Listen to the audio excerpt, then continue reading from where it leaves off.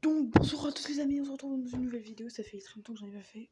Et aujourd'hui on va parler de Pirates des Caraïbes 5, la vengeance de Salazar. Voilà, du coup c'est un film sorti en 2017 par deux nouveaux scénaristes, je sais pas comment on appelle ça, ceux qui font les films. Et aujourd'hui on va voir l'avis des youtubeurs qui ont commenté sur ce sujet et on y va tout de suite. Ok, alors là on se retrouve avec un youtubeur nommé Vox Marker Plus et on va voir tout de suite son avis, c'est parti. Ce film est une merde. Si vous avez suivi mes vidéos récemment, à savoir déjà, ça passe pas. Bande-annonce, l'annonce du réalisateur et des scénaristes, ça ne faisait qu'annoncer des mauvais trucs pour le film. Mais bon, j'avais remarqué qu'il y avait pas mal de gens, notamment sur Facebook. Ok, on va avancer un peu pour finalement faire un petit truc. Méchant Salazar dit à Henry de retrouver Jack Sparrow pour lui dire qu'il va venir le tuer, voilà. Il fait une phrase genre je serai bienvenu, mais les morts ne racontent pas d'histoire. Et là, je suis genre ok.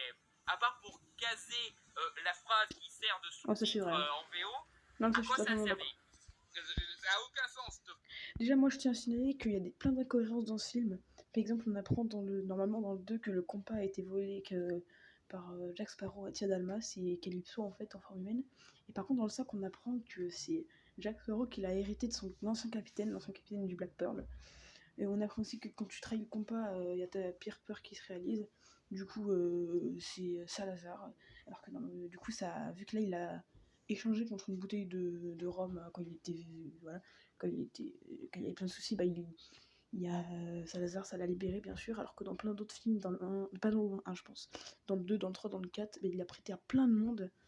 William Turner, Lord Beckett, etc., etc. Et là, ça a pas du tout libéré Salazar, du coup je me demande bien pourquoi. Allez, on repart tout de suite sur la vidéo de Fox Market. C'est genre la tentative la plus ratée de foutre le titre dans les dialogues que j'ai jamais vu depuis Deathstalker 2. I'll have my revenge, and Deathstalker 2. Et pour en revenir à notre arrêt à deux balles, ils essayent de forcer, mais vraiment à tout de point violent, l'aspect féministe du film. Ok, allez, on continue. Se fait passer profond pour pouvoir manipuler tout le monde. C'était quelque chose de très clair dès le premier film. Mais non, là, ils en ont fait même pas un bon coup. Là, il a dit que genre Jack Sparrow, dans les autres films, à partir jusqu'au 3, il faisait semblant d'être con, genre pour manipuler les autres, ça.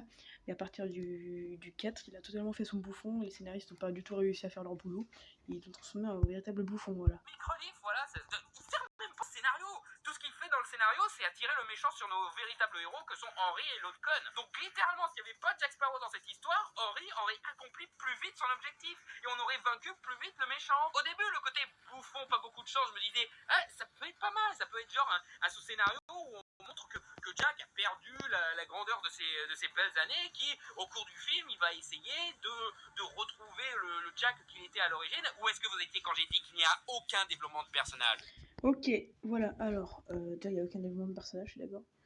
Ok, maintenant on va passer tout de suite sur une autre vidéo. On se retrouve dans 5 minutes. Ok, alors là on se retrouve avec un autre youtubeur nommé Jack, c'est pas Jack Sparrow, je vous rassure. Allez, c'est parti.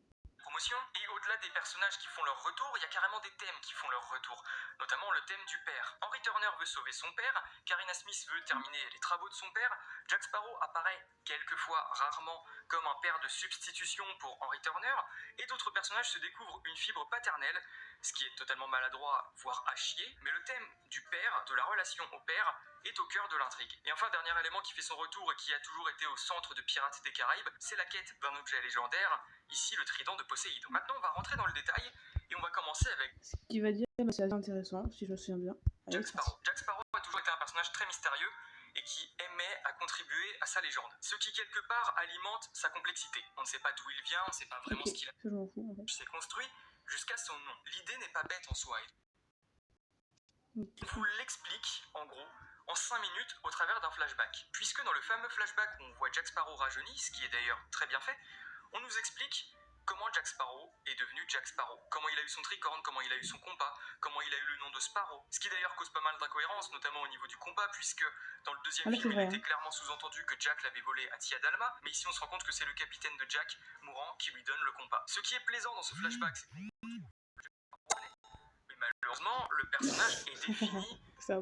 précisément, et j'ai horreur de ça. J'ai horreur de ça parce que le personnage se nourrissait du mystère. Et d'avoir une explication tellement précise et concise, ça nuit, je trouve, au personnage. Et à mon avis, c'est simplement une astuce scénaristique pour lier le méchant. Ok, maintenant, on va partir. Non, je pense que vous avez envie d'entendre ce qu'il va dire, là. Allez, c'est parti. À Jack Sparrow. Le problème, c'est que le méchant en face, qui est joué par Javier Bardem, est loin d'être un bon méchant. Ok, c'est bon. Maintenant, on se retrouve dans une nouvelle vidéo. Bye.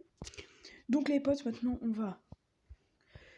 Donc, je disais, on va partir sur un sujet, sur mon sujet à moi, que je pense sur ce film. Déjà, je pense que c'est pas du tout cohérent, parce que dans les autres films, ils disent pas du tout les mêmes choses. Du coup, je voulais tout à l'heure sur le compas. Déjà, au début, quand on voit le fils de William Turner, je sais plus comment il s'appelle Henry, voilà. Et ben, il va aller se suicider pour aller trouver le Hollandais volant. Un navire qui aurait largement pu battre, pour moi, le Mary, c'est le navire de machin là, le Salazar. Je pense que le Hollandais volant aurait largement pu défoncer ce navire, voilà. Je pensais que c'était pour l'aider, non, en fait c'était pour lui dire machin, pour lui dire ah, non, je vais te délivrer tout ça. Enfin, je pensais que il y avait le Hollandais volant qui allait arriver à un moment dans le film pour défoncer le navire de Salazar, mais non, en fait on l'a juste revu à la fin pour travailler tranquille avec Elizabeth Swann à la fin. Voilà. Déjà, surtout quand il dit le Barbossa, oui, il y a. Non, quand Jack Sparrow va dire il n'y a aucun navire qui est capable d'échapper à la vengeance du navire. Moi, j'ai cru qu'il allait dire. Barbossa, j'ai cru qu'il allait dire si, il y a le Hollandais volant, mec. Le Black Pearl, ok, c'est un bon navire, mais il est stylé, mais il est pas puissant, quoi. Il est stylé, c'est le navire principal, quoi. Et voilà, à part ça, voilà. Et même là, vous le voyez, hein, tout en bas, là. On a le Hollandais volant, là. Regardez, là, ici. Mais qu'est-ce qu'il fout là, mec? Et alors, on l'a même pas vu dans le film, on l'a vu un tout petit peu au début. Mec, c'est ça qui m'embête. Et en plus, avec le compas, ça marche pas du tout. Franchement, il y a plein de trucs qui vont pas, mais déjà, ça va beaucoup trop vite, ce film. Ces films, limite, il y a la scène d'action ultra vite, mec. Scène normale, scène d'action, mais vraiment, ça va ultra vite, les scènes. Et pour moi, bah voilà, c'est agaçant. Du coup, je vous referai part d'une vidéo sur Pirates des Caraïbes 4, normalement, qui sera pareil que celle-ci. Voilà, après je ferai Pirates des Caraïbes 3, 2, 1. En fait, je ferai pas tellement dans l'ordre, je fais l'ordre inverse. N'hésitez pas à me lâcher un petit pouce bleu, ça vous coûte rien, c'est pour m'aider. Et abonnez-vous, ça fait ultra plaisir aussi, laissez un petit commentaire. Et vu que j'ai pas beaucoup de commentaires, je réponds à tous. Voilà. Bon bah bisous, hein. Je déconne. Allez, bye!